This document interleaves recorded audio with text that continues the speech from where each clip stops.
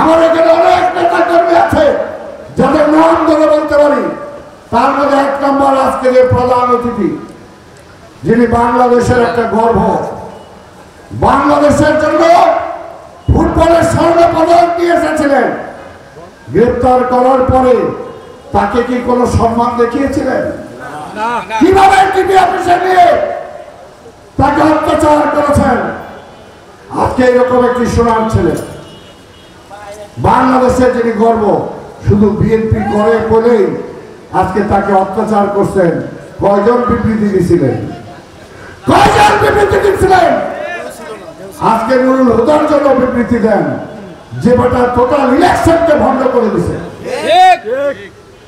Election হয় নাই, certificate দিয়ে দিচ্ছে হাসিনারে। আবার অনেকে বলেন যে ভাই ভয়ে গেছে, ও ভয়ে গেছে বইলা তার অপরাধটা ভাই বাপ হয়ে গেছে। ভয় করলে চাকরি করেন কেন? ভয় যদি পান নির্বাচন কমিশনের প্রধান হবেন কেন?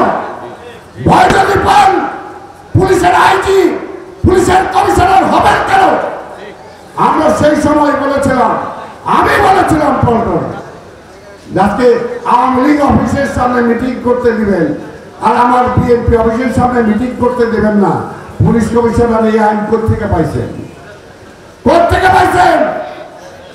আওয়ামী লীগের সশস্ত্র ক্যাডাররা আমাদের মিছিল মিটিংয়ে ওপেন অস্ত্র নিয়ে গুলি করেছে, তাদেরকে গ্রেফতার করেন নাই।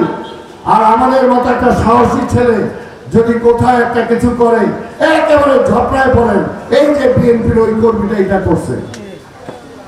কাজে আমরা চাই না কোনো অন্যায়, কোনো অপরাধ, কোনো অন্যায় অপরাধের পাশে আমরা থাকতেও চাই না। কিন্তু পাশাপাশি যে অত্যাচার, যে অবিচার হয়েছে, বা এই ক্ষোভটা তো মনের মধ্যে জ্বালা ধরে, জ্বালা ধরে।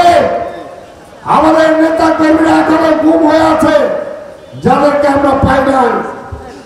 অনেকের কবরও জানি না। মা বাবা যে অন্তত শুক্রবারে তার কবরের সামনে একটা মোনাজাত করবে, আল্লাহর কাছে বলবে, সেই চৌধুরী আলম, সেই সুমন, সেই ইলিয়াস, আজকে তাদের কবর কোথায়? কোথায় রয়েছেন? কোথায় বিবৃতিজীবীরা? দেন একটু তার সন্তানরা সেখানে যে একটু তার বাবার কবরে দাঁড়িয়ে দোয়া করবে। দিতে তো পারেন না। খালি খালি দোষারোপ 17টা বছর। আপনারা তো শেষে আইসা মন্ত্রী হলেন, এমপি হলেন, হলেন, উপদেষ্টা হলেন। 17টা বছর আমরা লড়াই করেছি এই শেখ হাসিনাকে খেদানোর জন্য। আমরা বলেছি, সেই সময় বলেছি, এই লড়াই শুধু বেগম খালেদা জিয়াকে বা তারেক রহমানকে প্রধানমন্ত্রী করার জন্য লড়াই না। এই লড়াই আপনার আমার বেঁচে থাকার জন্য লড়াই। এই লড়াই আজকে ছাত্র জনতা, শ্রমিক, সাংবাদিক, পেশাজীবী, বুদ্ধিজীবী সবাই যেদিন রাজপথে নেমে আসবে, সেদিনই গণ অভ্যুত্থানের মধ্যে শেখ হাসিনা পালাবে। এই কথাটা আমরা বারবার বলছি। অনেক অনেক কথা বলেন, বিএনপিকে অনেক সময় শেখ হাসিনা ঠেলে দিতে চেয়েছে অস্ত্র রাজনীতির দিকে, কিন্তু আমাদের নেতা তারেক রহমান সঠিকভাবে দেশকে পরিচালনা করেছেন। কখনো গণতান্ত্রিক আন্দোলনের বাইরে বিএনপি যায় নাই। অনেকে বলেছেন বিএনপি এখনো কেন শেখ হাসিনাকে খেলাইতে পারে না। বিএনপি বুকে রক্ত দিয়েছে, বুকে রক্ত দিয়ে আন্দোলন করে তুলেছে, যে আন্দোলনের চূড়ান্ত পর্যায়ে আজকে শেখ হাসিনাকে বিদায় নিতেই হয়েছে। সেই অবস্থায় এই ছাত্র জনতা অনেকেই রাজপথে নেমে এসেছেন। যদি আরো কয়েক বছর আগে নামতেন, তাহলে আমাদের সাথে শরিক হইতেন মিছিলে, তাহলে আরো আগেই হইত। কাজে সেটাও কাউন্ট করে, কাজে খালি কথায় কথায় বিএনপি আওয়ামী লীগ এক না। যারা বিএনপিকে ধ্বংস করতে চান, যারা তারেক রহমানের সমালোচনা করেন, তারা এই দেশটাকে ভালোবাসে না। পরিষ্কার কথা। এখনো যারা নির্বাচন পিছাইতে চান, তারা শেখ হাসিনার হাতকে শক্তিশালী করতে চান। আমরা জানি শেখ হাসিনা আজকে আমাদের প্রতিবেশী রাষ্ট্র ভারতে বসে আছে। ভারত তাকে লালন পালন করতেছে। আজকে শেখ হাসিনা ষড়যন্ত্র করতেছে। হাজার হাজার কোটি টাকা তাদের কাছে আছে। ইউনূস সাহেব সেই টাকা তো এখনো আদায় করতে পারেননি।